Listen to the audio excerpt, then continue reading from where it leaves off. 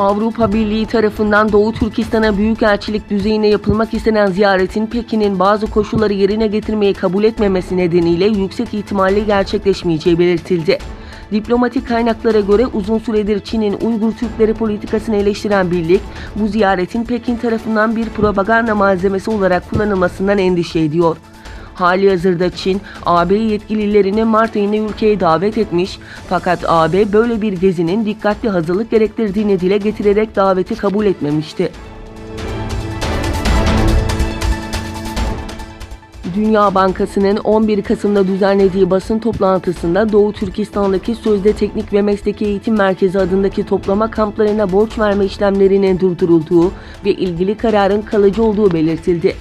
Daha önce Dünya Bankası'nın Doğu Türkistan'da Çin işgal yönetimi tarafından sözde mesleki eğitim merkezi adıyla kurduğu toplama kampları, Hoten Uygur Tıbbi Merkezi ve Doğu Türkistan Köy Makine Teknik Merkezi gibi daha 5 büyük kamu kuruluşunu kapsayan işletmeye 50 milyon dolar hibe verdiği ortaya çıkmış ve uluslararası toplumdan sert eleştiriler almıştı. Çin İrtibat Ofisi, Hong Kong'daki protestoların daha sert müdahale edilerek bastırılması uyarısında bulundu. South China Morning Post'un haberine göre Çin'in Hong Kong'daki İrtibat Ofisi'nden yapılan açıklamada yönetimin ve polisin düzeni sağlamak için tüm gerekli tedbirleri kullanması çağrısı yapıldı.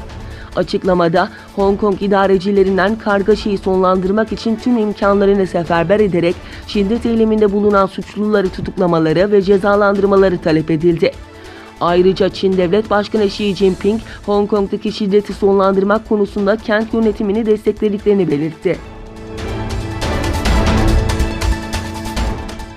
Tarihin en ölümcül hastalığı olarak bilinen Orta Çağ'da Avrupa nüfusunun %60'ının ölümüne yol açan veba Çin'de görüldü.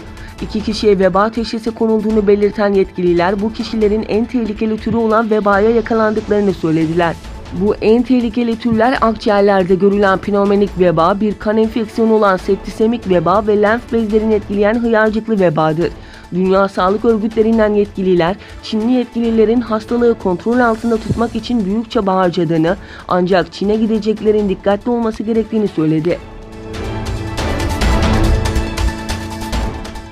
Uluslararası Ceza Mahkemesi, Arakanlı Müslümanlara karşı işlenen suçlarla ilgili soruşturma başlatılmasına izin verdi.